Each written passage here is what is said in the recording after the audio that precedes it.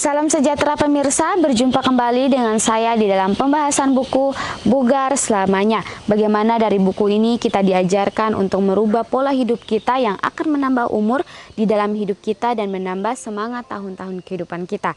Dan dari buku ini juga kita diberikan motivasi, inspirasi, dan dorongan. Kekuatan harian untuk merangkul kebugaran fisik, mental, dan juga spiritual.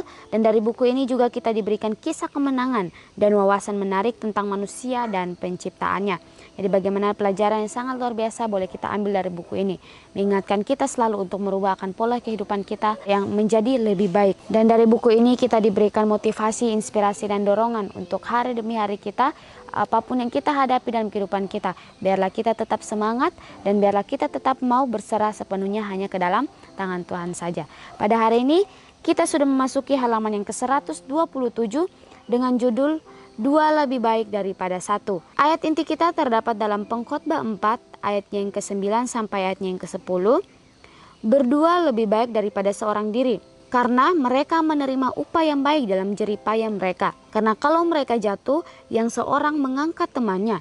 Tetapi wahai orang yang jatuh, yang tidak mempunyai orang lain untuk mengangkatnya. Kita masuk dalam inti pembacaannya. Ketika jari Anda terpotong, itu otomatis mengeluarkan darah.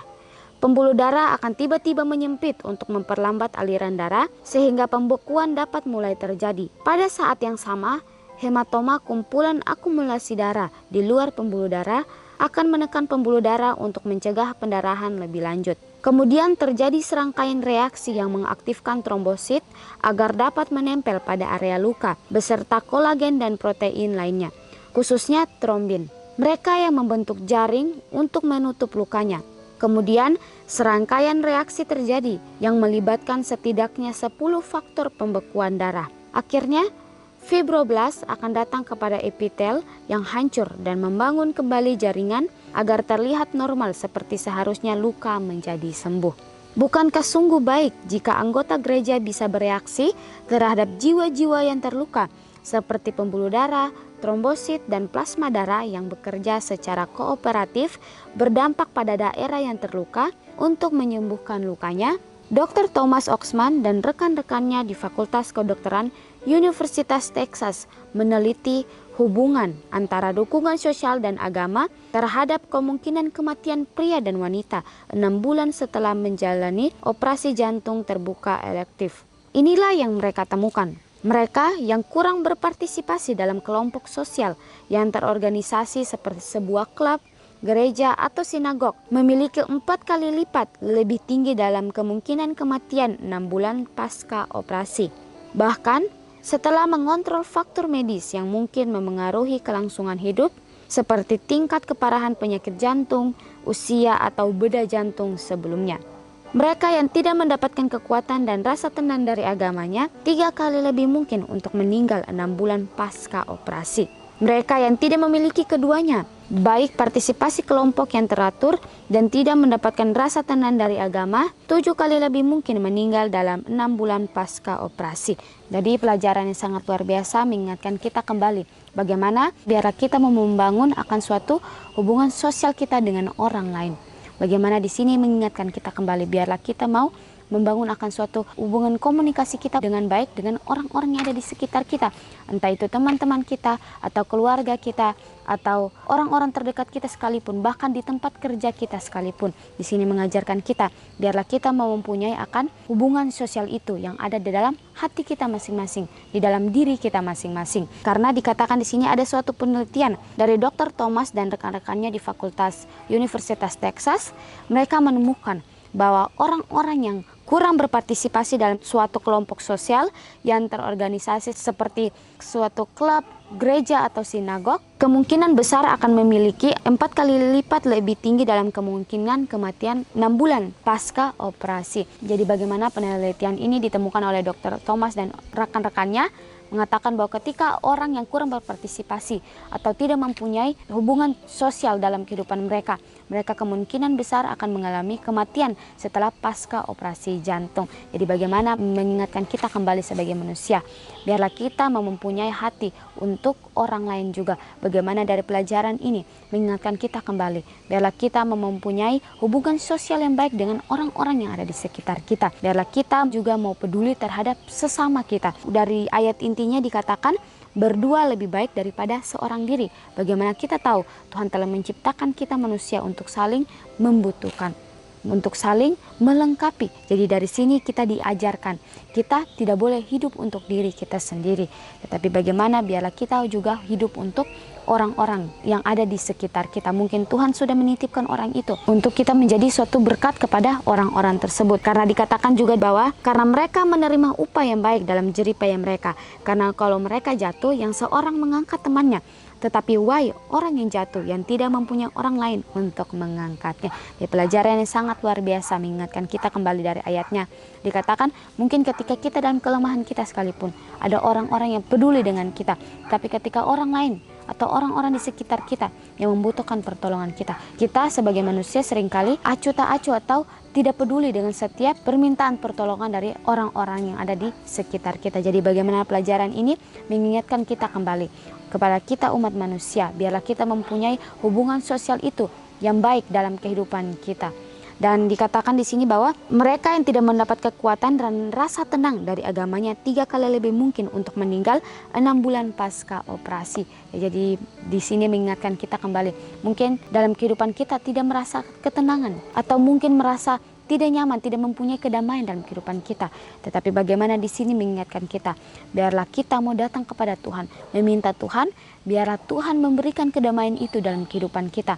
Biarlah kita mempunyai kedamaian, biarlah ketika kita meminta kedamaian itu kita terima, rasa tenang itu kita terima, dan kita boleh membagikan itu kepada orang-orang di sekitar kita. Dan orang yang sudah mendapatkan itu daripada kita, mereka juga akan membagikan itu kepada orang-orang yang di sekitar mereka juga.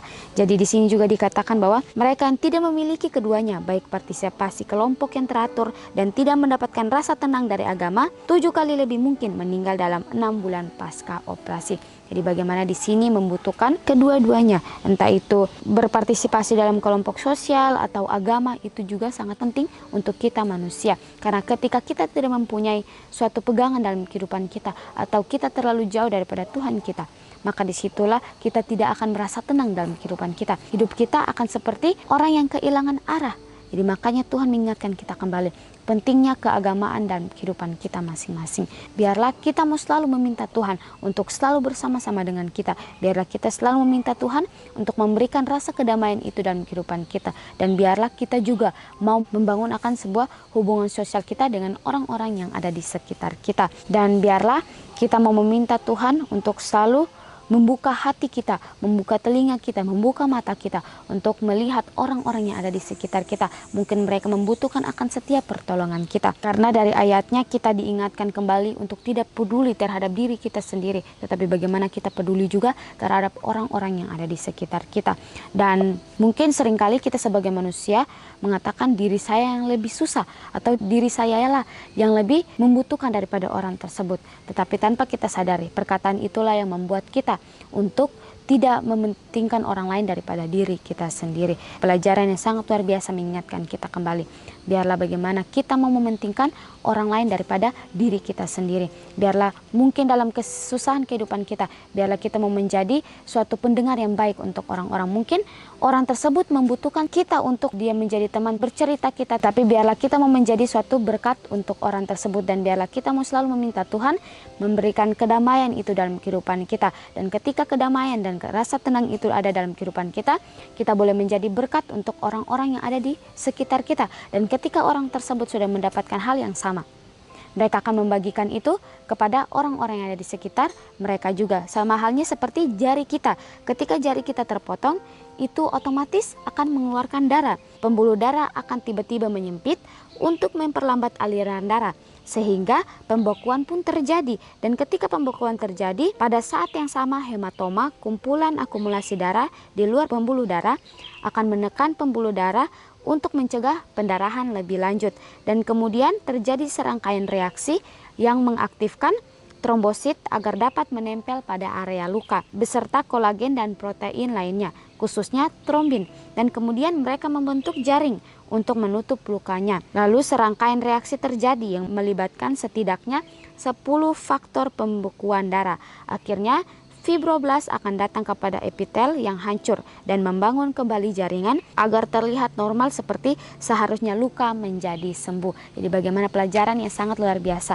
Dari gambaran ini kita diberikan contoh bahwa Tuhan menciptakan semua organ tubuh kita saja membutuhkan kerja yang sama yang baik. Apalagi kita manusia, Tuhan membutuhkan kita untuk selalu menjadi berkat untuk orang lain juga. Biarlah kita mau bekerja sama dengan Tuhan untuk melanjutkan misi Tuhan yang di atas dunia ini. Biarlah kita juga mau menjadi berkat kepada orang lain. Dan dari di sini juga dikatakan, bukankah sungguh baik jika anggota gereja bisa bereaksi terhadap jiwa-jiwa yang terluka seperti pembuluh darah, trombosit, dan plasma darah yang bekerja secara kooperatif? Pelajaran yang sangat luar biasa mengingatkan kita kembali.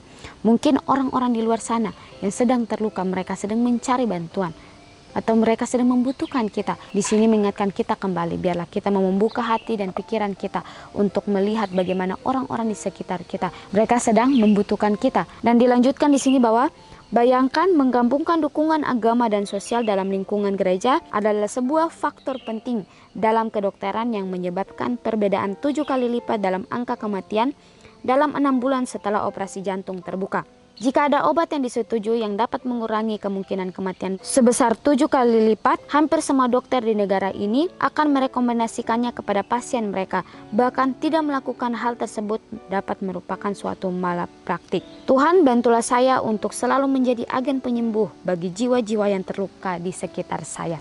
Ya, pelajaran yang sangat luar biasa. Biarlah kita mau meminta Tuhan. Tuhan, biarlah kita mau menjadi agen-agen penyembuhan bagi orang-orang yang terluka atau jiwa-jiwa yang terluka di sekitar saya. Dan ketika kita selalu meminta itu kepada Tuhan, Tuhan akan mengirimkan orang-orang yang ada di sekitar kita untuk kita menjadi berkat kepada orang tersebut.